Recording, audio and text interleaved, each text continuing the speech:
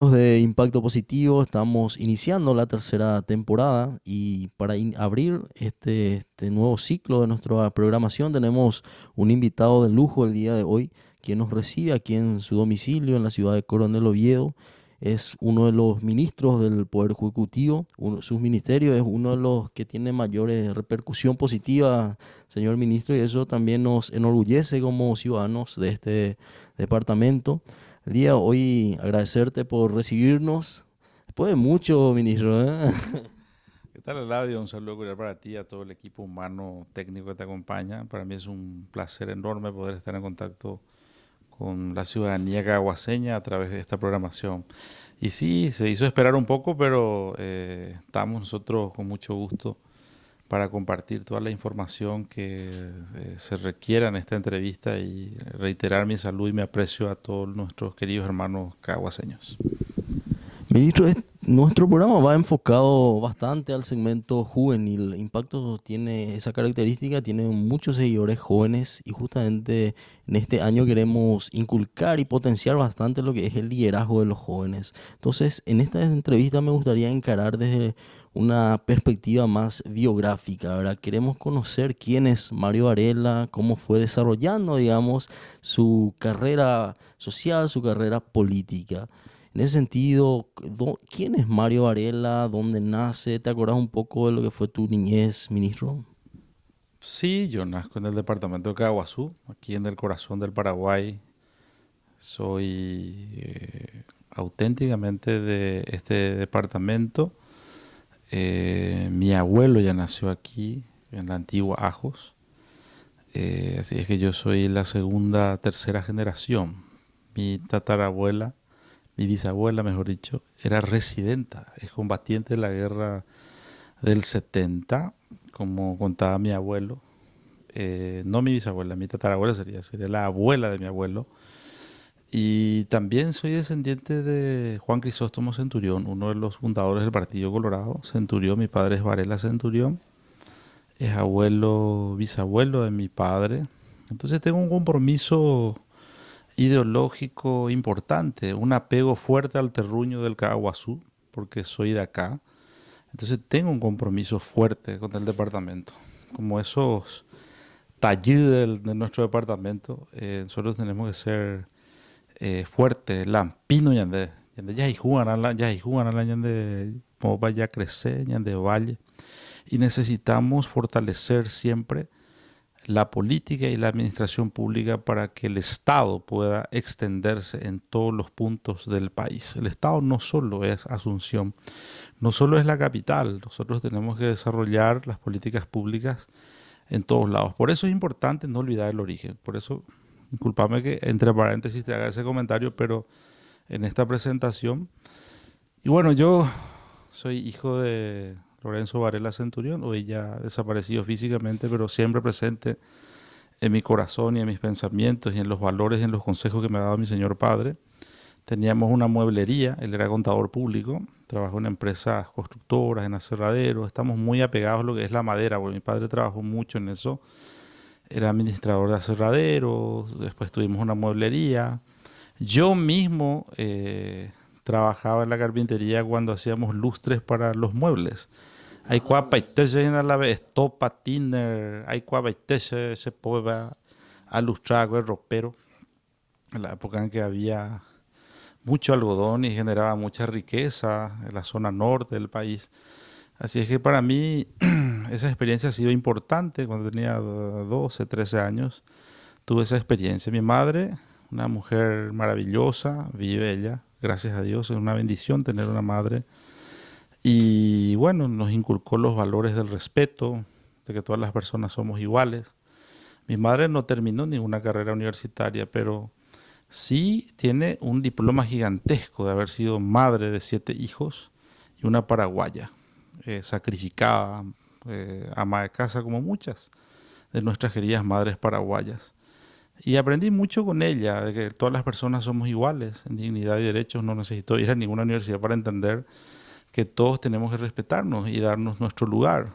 Mi padre fue contador público, me ayudó mucho en la formación académica, que era importante la academia, que nosotros teníamos que estudiar, Ya andas llamo ahí ve estancia, andas llamo ahí ve plata banco, ve por enda ya la escuela o mía y ya se tú, pero ya también la recomendación.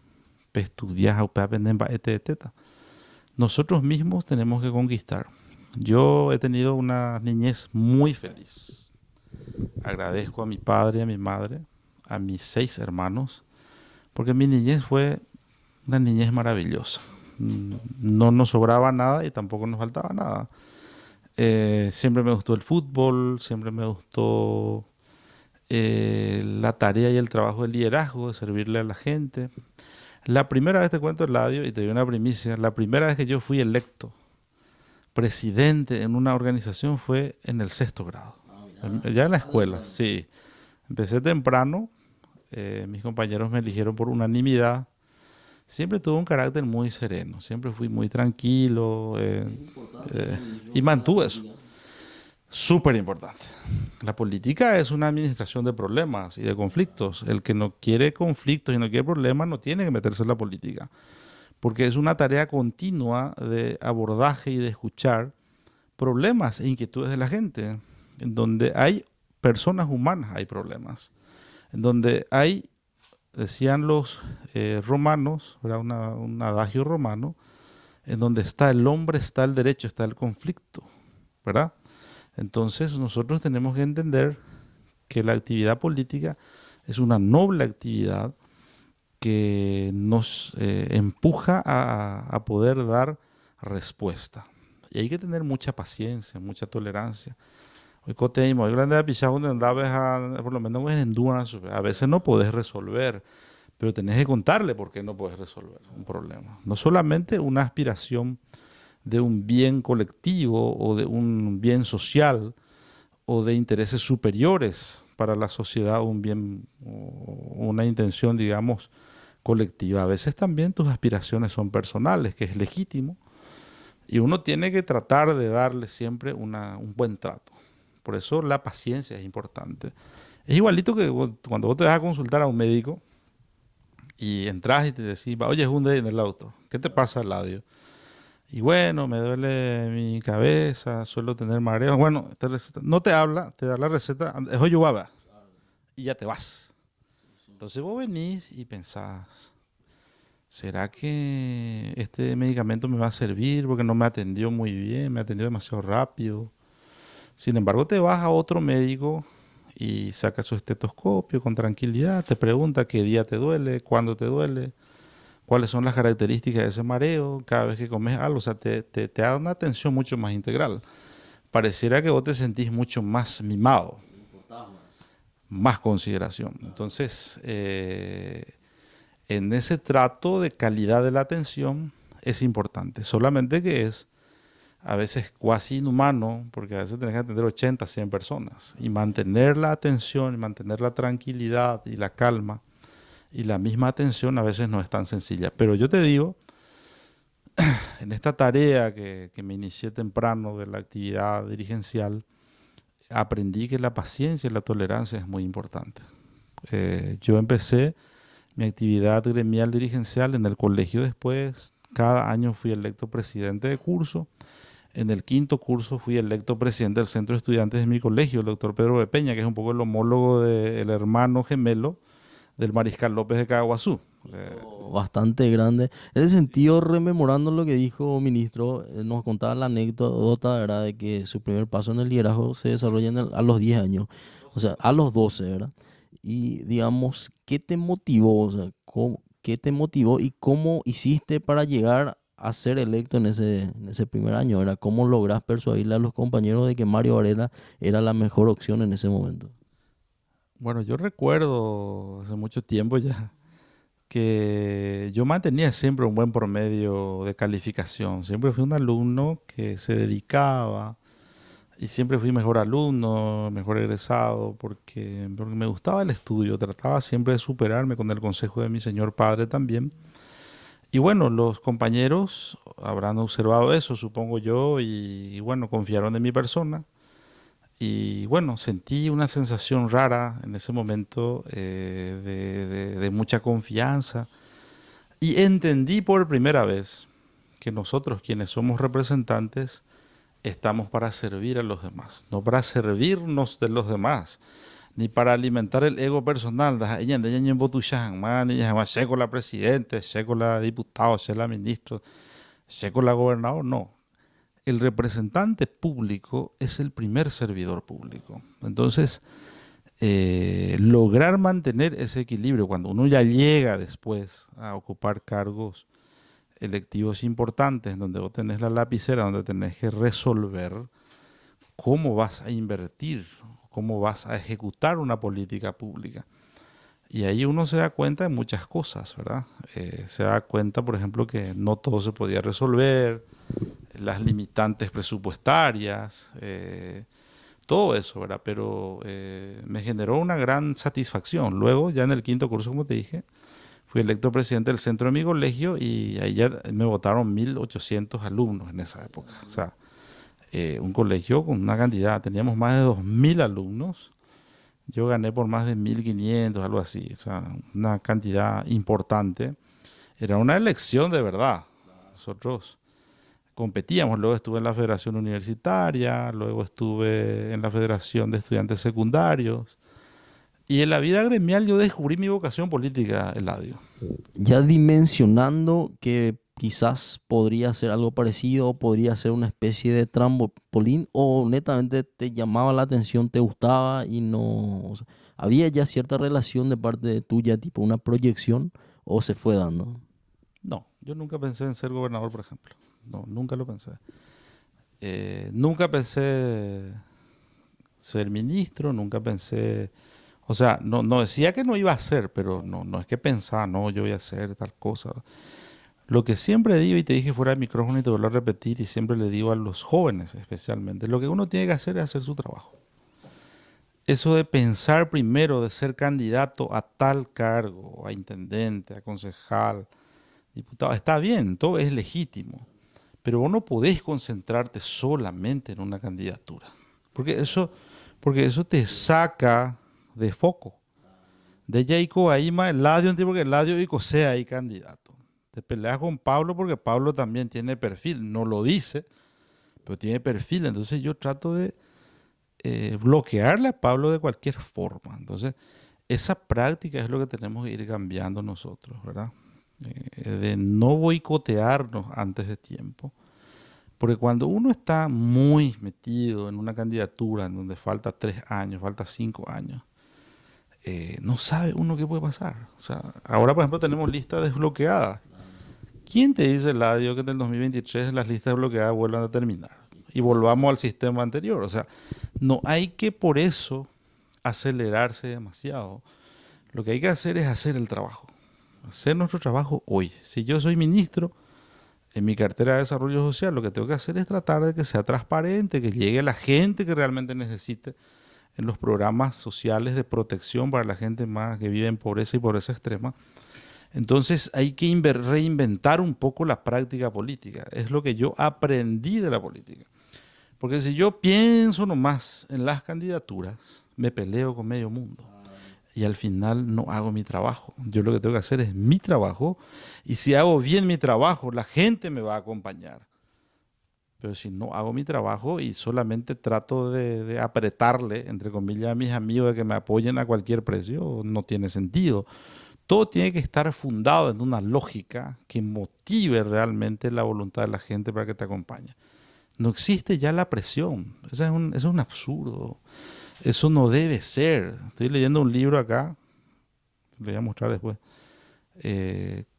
cómo, cómo se pierden las democracias, que se mueren las democracias, porque nosotros como demócratas tenemos que ser libres. Si yo quiero y aspiro a ocupar un espacio político, tengo que generar en la gente la convicción. Va a ser la convicción, creer, idea o petapillab. Esa es la convicción. Pero presionar por presionar nomás no funciona. Nosotros los que somos demócratas y los que ya nacimos en democracia tenemos que tener una mentalidad abierta.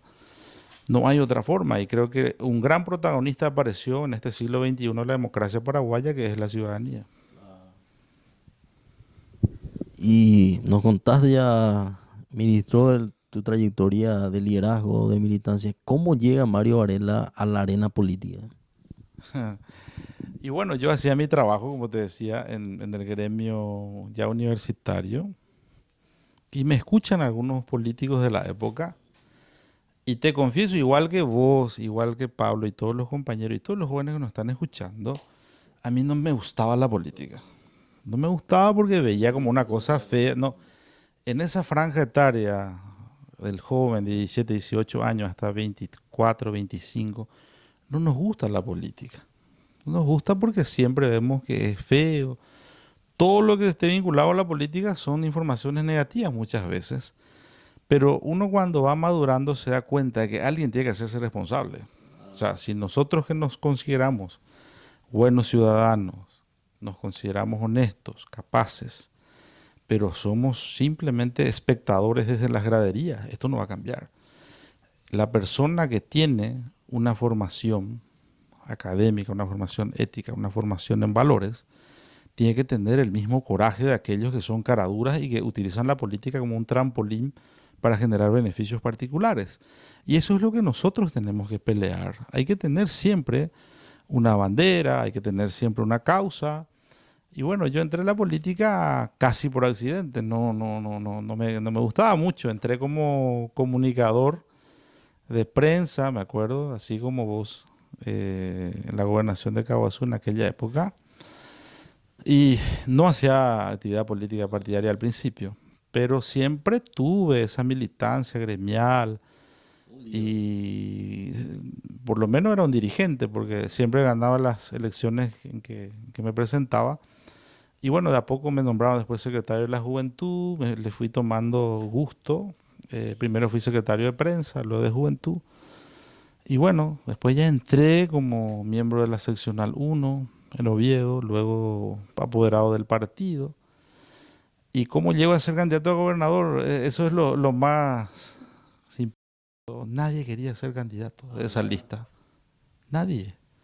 Nadie quería ser candidato contra Horacio Cartes en ese momento, que era muy poderoso, sigue siendo económicamente.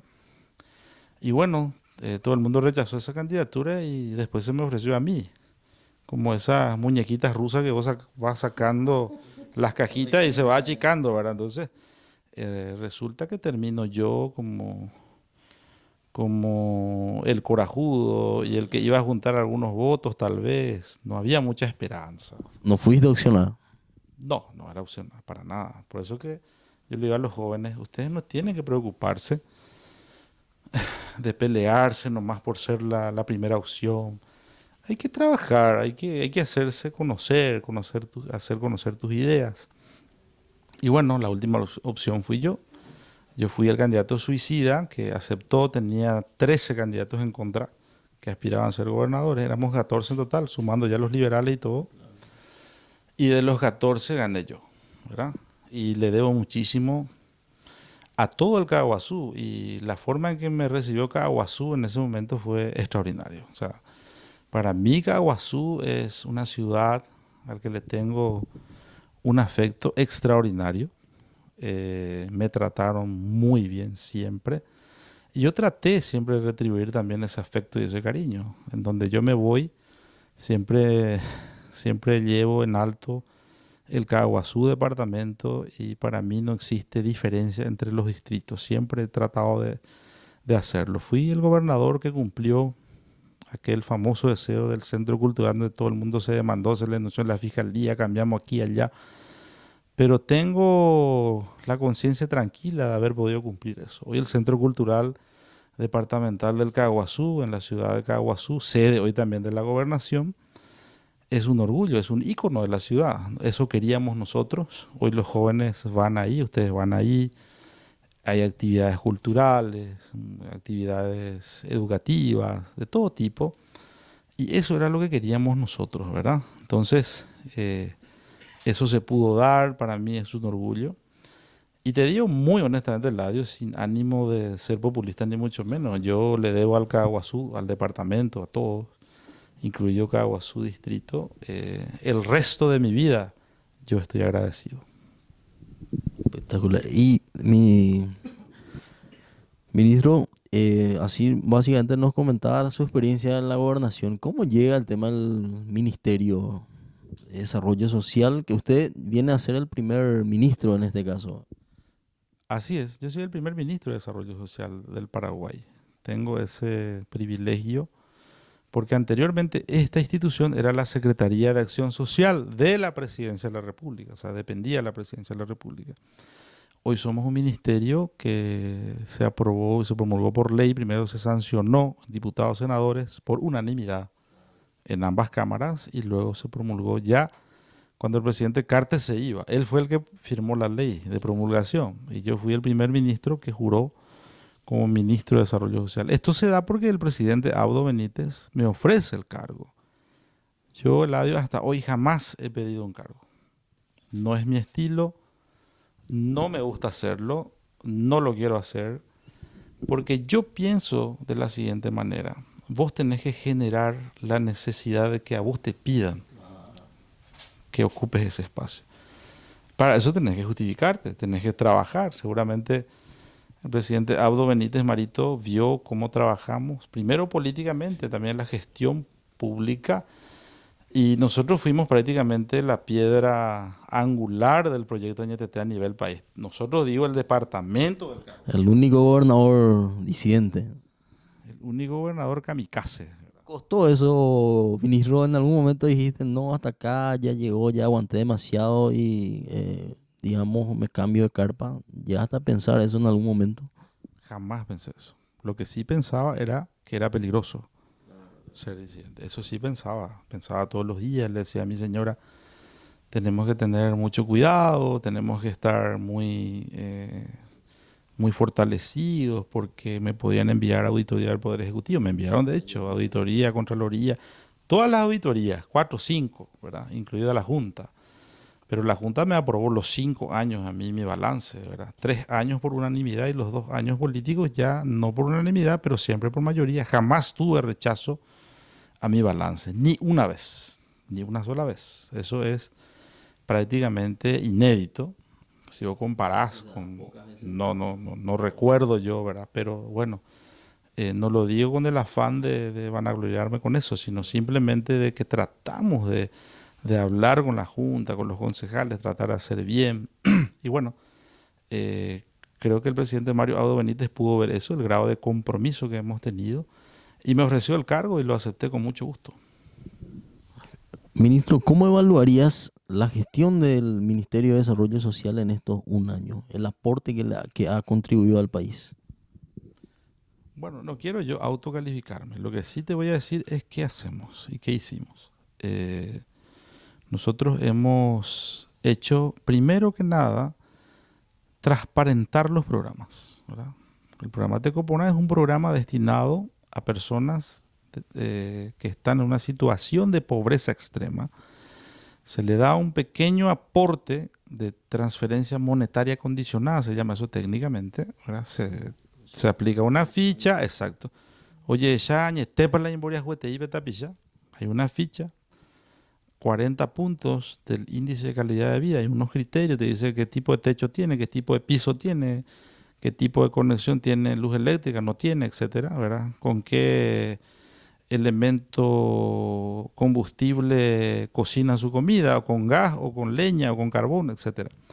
Eso se hace, esa ficha. Nosotros nos dimos cuenta que había muchas irregularidades y transparentamos el programa como hicimos auditoría en todo el país, incluido Caguazú, ¿verdad?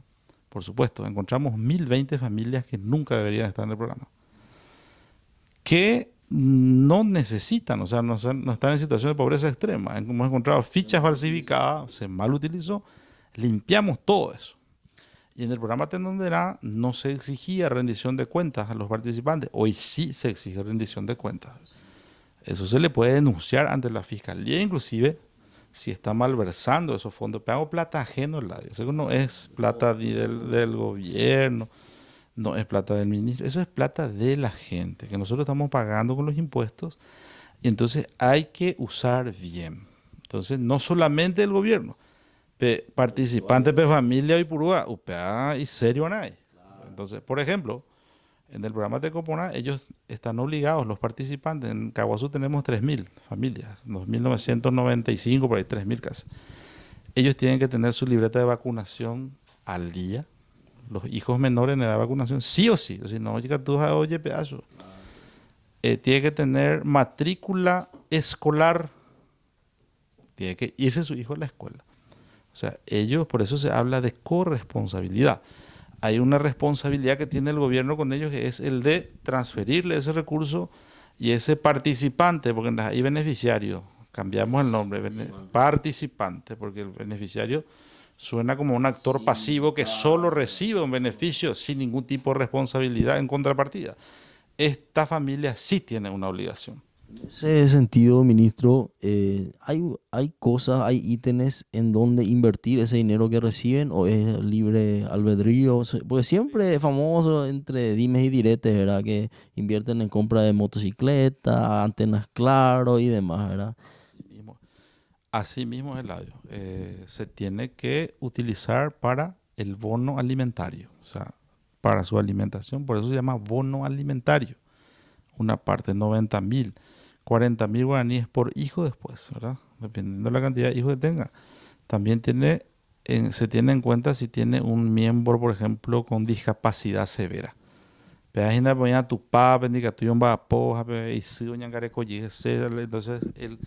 quien le tutela y le cuida, o el curador se llama eso jurídicamente, si es que hay una resolución judicial, no puede trabajar, tiene que dedicarse a cuidarle. Entonces, eso se le da otra vez un 150.000 guaraníes como plus. Exacto. Entonces, al participante.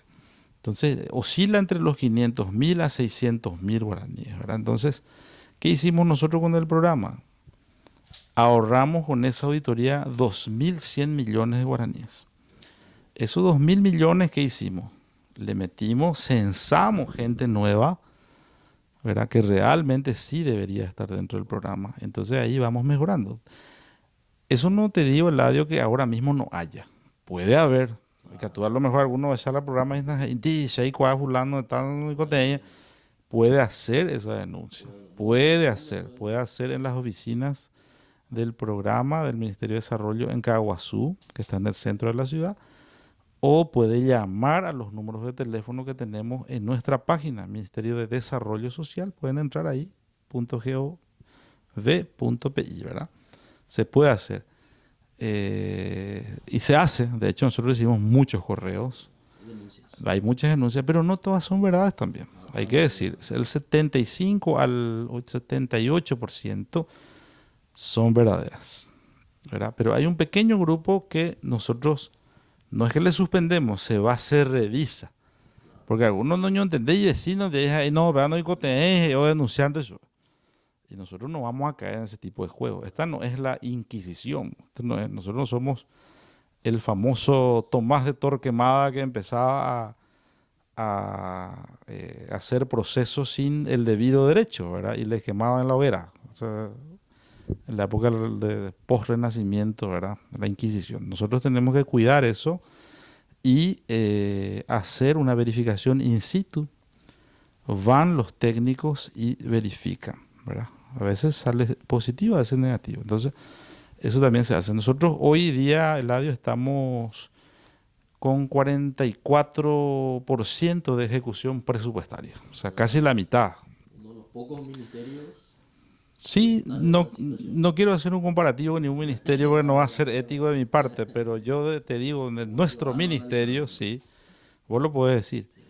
Pero nosotros estamos casi con el 45% de ejecución. Fin de mes vamos a superar fácilmente el 50%. Así es que eso es muy importante, que la gente sepa. Tenemos un programa que se llama también TECOJA, de regularización de asentamientos. Es importante te para Caguazú esta información. Nosotros tenemos muchos, ¿verdad? Los que son del Ministerio de Desarrollo, nosotros vamos a regularizar todo. Ellos tienen que tener esos documentos. No pueden estar así 10, 15 años. Una vergüenza. Nosotros ya en 9 meses hemos entregado 2.300 contratos, o sea, el contrato de lote para el ocupante. Y ellos ya pueden ser beneficiarios del programa del ministerio, ¿no?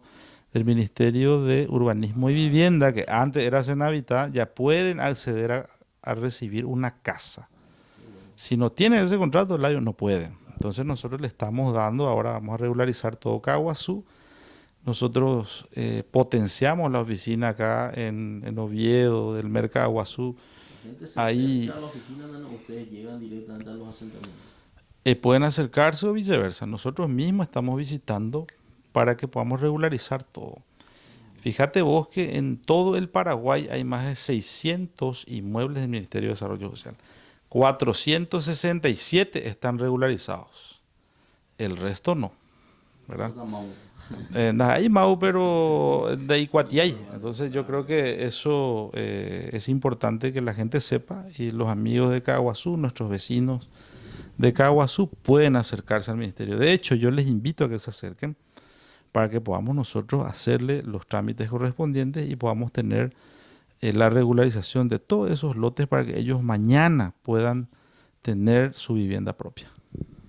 Ministro, ahora yendo un poco al escenario político, ¿verdad? Se viene 2020.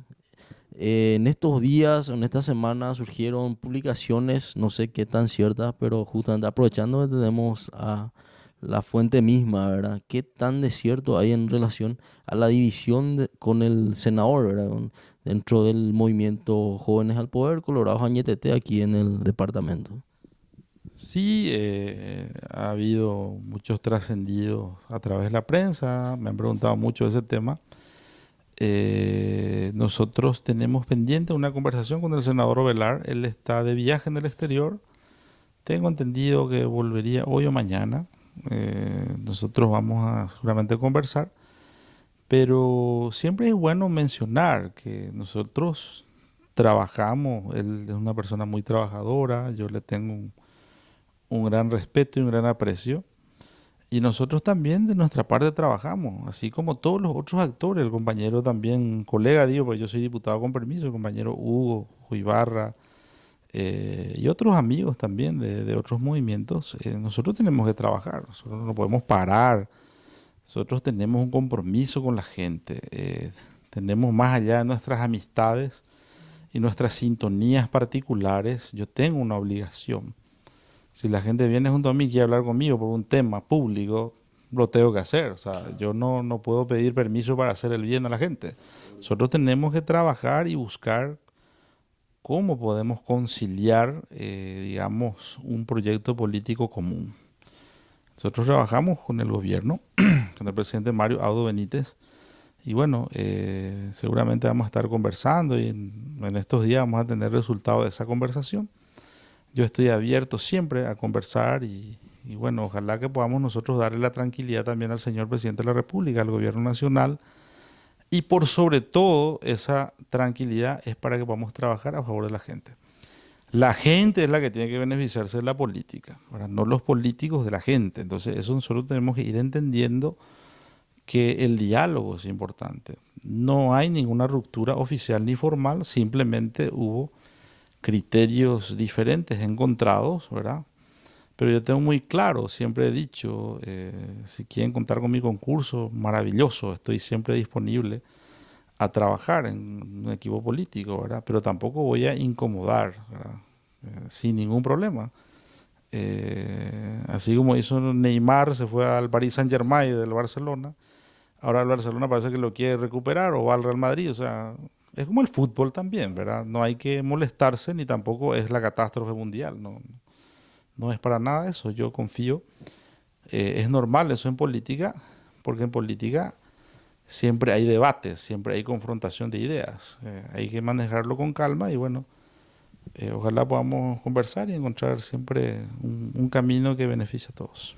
Pero viendo, después de haber ocupado varios cargos públicos, Mario Varela se ve como para hacer una proyección política, una carrera política por largo tiempo, o sea, hacer viendo también la trayectoria que tiene el Senado. Mario Varela se ve siendo político por 20, 30 años. Bueno, yo no pienso en los plazos, yo lo que pienso es en la tarea que tengo hoy. Si hago bien, seguramente voy a seguir, ¿verdad? A mí particularmente me gusta esta actividad política y lo quiero seguir haciendo. Lo hago con lo hago con mucho entusiasmo, lo hago con mucha vocación de servicio. Para mí siempre es una satisfacción enorme cuando podemos lograr, por ejemplo, y lo logramos, que te envía por hoy en este gobierno de Marito Abdo Benítez, el Congreso, nosotros con los diputados del departamento acompañamos una ley que hace que ellos puedan vender sus productos, por ejemplo. Ahí estuvo también mi compañero Hugo, estuvimos trabajando, acompañando siempre. Nos gusta la política, a mí me gusta la política y espero seguir sirviendo a la gente, ¿verdad? Yo creo que sí. Uno tiene que pensar, Eladio, en su propio trabajo. Es importante el trabajo con los demás. Pero lo único que es tuyo es lo que vos haces. O sea, yo no puedo depender de Juan, de Pablo, de nadie más cuando yo tengo que cumplir mi tarea, ¿verdad? Lo que existe en política son las alianzas, son los acuerdos, pero nunca ya nadie es funcional a nadie. Tiene que haber acuerdos. Si Eladio quiere ser gobernador o quiere ser diputado mañana, yo tengo que hablar contigo y llegamos a un acuerdo. No es que Eladio va a ser un títere mío el día de mañana. No existe eso. Nosotros en democracia tenemos que acordar. Vas a ser mi aliado, vas a ser mi compañero. O sea, tenemos que mirar de ese lado, ¿verdad? Siempre y cuando, o sea, alguien puede ser el líder, no podemos tener 50 cabezas, pero no porque uno sea el líder, es el dueño de la personalidad del otro. No existe eso, nunca existió. Lo que tenemos que hacer es generar el ejercicio democrático para que haya acuerdos, para que tengamos proyectos, para que tengamos visiones en común. ¿Qué queremos para el Caguazú? Un Caguazú reforestado, un Caguazú que va a necesitar materia prima para que nuestros carpinteros sigan trabajando. Vamos a hacer carreteras en todo el Caguazú. Hoy estamos logrando eso. Vamos a conectar todo el Caguazú para que sea el corazón de los cruces de las carreteras del país, de las arterias principales del desarrollo. Umiala ya pensara. Hayaye, Jabe, ya yo güero sapucay todo el día de radio. Es una política que hoy día no le. Y usted te digo, umiala, yo voy sincero, a ver, pero no le sirve nada a la gente. Nosotros lo que tenemos que hacer es hacer que ahora, en 15, 22 días, ya se está lo trabajando en Caguazú, la ruta 2 y 7. O sea, ese tipo de discusión es lo que tenemos que poner en la agenda política. Hoy ya no funciona ese tema de fulano, o ya está fulano, a fulano. Está bien, pero hablemos de ideas, hablemos de proyectos, eso es lo que quiere la ciudadanía. Y bueno, ojalá que haya más agenda en programas y proyectos que agendas de peleas permanentes. 2020, ¿te gustaría ser presidente del partido? Bueno, yo realmente estoy muy metido en mi ministerio, no opero para ser candidato, y te digo con absoluta franqueza, pero tampoco he tenido que hay gente que me dice, ¿verdad? ¿Por qué no sos vos? ¿Qué te parece? ¿Sos joven? Vamos a hacerlo. Nosotros tenemos... No, el presidente no me habló del tema, para nada. Nosotros estamos trabajando con mucha fuerza en nuestro Ministerio de Desarrollo Social. Me encanta a mí el trabajo que estamos haciendo porque tenemos la noble misión de trabajar con los que más necesitan, ¿verdad? Entonces, siempre es muy satisfactorio poder servir a la gente que necesita del Estado, del gobierno. No, Ministro, una consulta. Se llegó a especular el tema de cambio de ministerio, su pase al Ministerio de Agricultura. O sea, ¿qué de cierto hay en eso? Simples rumores. esa pregunta solamente te puede responder el presidente de la República, porque él es el que tiene la lapicera de poder hacerlo. Yo soy un servidor que estoy en el Ministerio de Desarrollo hoy y voy a seguir trabajando hasta que el presidente así lo decida, pero no se me planteó nada de eso, esa es la verdad. Sí se habló en un principio, antes de que yo asuma el cargo, de que podría haber sí estado en ese ministerio, pero son especulaciones normales, o sea, tampoco hay que incomodarse por eso, tampoco hay que tomarlo mal, hay que tomarlo con mucha tranquilidad y bueno. A mí por lo menos me agrada que la gente se acuerde bien, ¿verdad? Porque si no tuviese ninguna capacidad y ninguna chance, nadie se va a acordar. Entonces, hay que tomarlo de esa manera, pero con mucha humildad también, ¿verdad? Agradecido, ministro, el hecho de habernos recibido aquí en su domicilio, en esta nos ha abierto su corazón y su historia también, ha contado anécdotas, inclusive primicias para Impacto, eso muy agradecido, sabes el aprecio que te tengo y por eso para mí era bastante importante poder conversar contigo. ¿Algún mensaje final para nuestros televidentes, especialmente para los jóvenes? No, para mí es un gusto maravilloso. Creo que hemos recuperado todo lo que no pudimos hablar. Espero no aburrirles tanto, ¿verdad? Me encanta que ustedes, jóvenes caguaseños, tomen esa iniciativa. Lo que te quiero decir, Eladio, a ti y a la gente, no existe nadie que pueda ejecutar por nosotros nuestro destino y nuestro futuro. Son ustedes mismos. Hay que ocupar los espacios, hay que trabajar, no hay que culparles nunca siempre al azar o a maldiciones. Nosotros somos arquitectos de nuestro propio destino, decía Miguel de Unamuno, un gran intelectual español. Y bueno, alentarles a seguir trabajando. Caguazú es grande, Caguazú está creciendo y va a crecer más. Estamos nosotros en un lugar geopolíticamente estratégico. El Paraguay, una vez que esté totalmente conectado, ahora vamos a tener un puente entre Puerto Murtiño y también Carmelo Peralta, Paraguay, Brasil. Vamos a tener el puente hacia Presidente Franco, otra vez hacia de la zona este del Paraguay con Brasil. O sea, vamos a estar totalmente interconectados. Imagínense que Aguazú va a estar en el centro. Tenemos que trabajar nosotros para traer más inversiones, más empleo, más desarrollo. De eso tenemos que discutir. Y no discutirnos siempre de que fulano se peleó con fulano nomás. Está bien, pero planteemos ideas, pensemos qué Aguazú queremos nosotros para la juventud y para las generaciones que se vienen. Así es que decirles, vayan, piensen, atrévanse, que nosotros podemos hacer que el Caguazú del desarrollo sea la tierra de las oportunidades. Muchas gracias, ministro.